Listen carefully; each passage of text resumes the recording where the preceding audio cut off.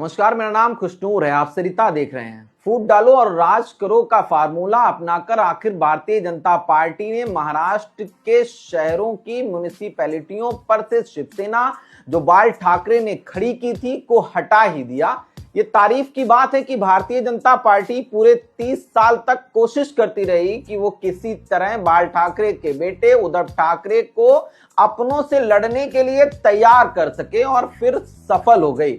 BJP ने असल में कृष्ण के संदेश कर्म करते रहो, फल की चिंता ना करो का बखूबी इस्तेमाल किया, जबकि पौराणिक बुद्धि ना रखने वाले मगर लड़ने मरने को तैयार बाल ठाकरे के भतीजे राज ठाकरे और बेटे उद्धव ठाकरे हमेशा चुनाव जीतकर तुरंत सत्ता पाने के लिए उतावले रहे।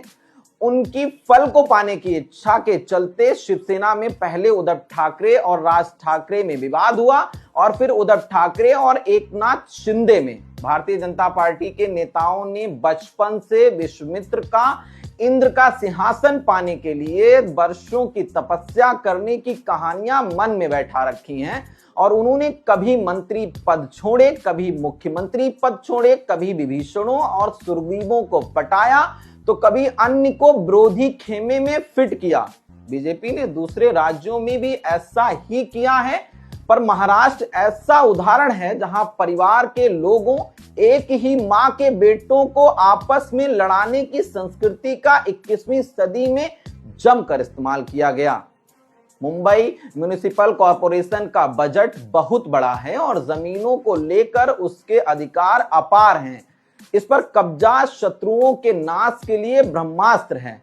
वैसे भी जांच एजेंसियों के कारण भारतीय जनता पार्टी के पास पैसों की कमी तो है नहीं, पर मुंबई म्युनिसिपल कॉरपोरेशन पर कब्जे का मतलब है मकानों के बनाने की अनुमति देने पर हर पार्षद की भरपूर कमाई। दिल्ली में पिछले 1 साल से दिल्ली नगर निगम, दिल्ली विधानसभा और दिल्ली पर आधे अधिकारों से ज्यादा अधिकार रखने वाली केंद्र सरकार, तीनों की हुकूमत है भारतीय जनता पार्टी के पास। लेकिन कुछ फर्क पड़ा हो ऐसा नहीं लगता।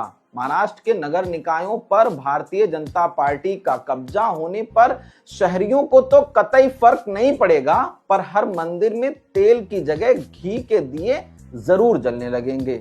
हर मंदिर के दरवाजों पर 1.5 करोड़ रुपए किलो वाला सोना मढ़ा जाने लगेगा। उद्धव ठाकरे, राज ठाकरे, एकनाथ शिंदे, शरद पवार, अजित पवार ने साबित कर दिया कि भाजपा की राज करने के लिए लंबी तपस्या करना बेकार नहीं गया और अंततः ठाकरे व पवार परिवार सड़कों पर आ गए। राजा राम ने 14 साल का वनवास किया, पांडवों ने 13 साल के वनवास के बाद युद्ध किया, तब जाकर सत्ता मिली। अगर हिंदू संस्कृति को वास्तव में कोई पूरी तरह अपना रहा है तो बेशक भारतीय जनता पार्टी ही है। स्वामी शंकराचार्य, गुरु महामंडलेश्वर आदि तो बेकार में हिंदू हिंदू हिंदू का नारा लगाते रहते हैं। भारतीय जनता पार्टी को अब स्टालिन और ममता बनर्जी के घर में घुसकर उनके घरों या पार्टियों में विभाजन करना है, तभी चक्रवर्ती शासन स्थापित हो पाएगा। जनता को क्या मिलेगा कुछ पता नहीं। फिलहाल अभी के लिए इतना ही। ऐसे ही और सारे इंटरेस्टिंग टॉपिक जानने और समझने के लिए, देखने के लिए सरिता को फॉलो, लाइक, शेयर, सब्सक्राइब करना ना भूलें। बहुत बहुत शुक्रिया।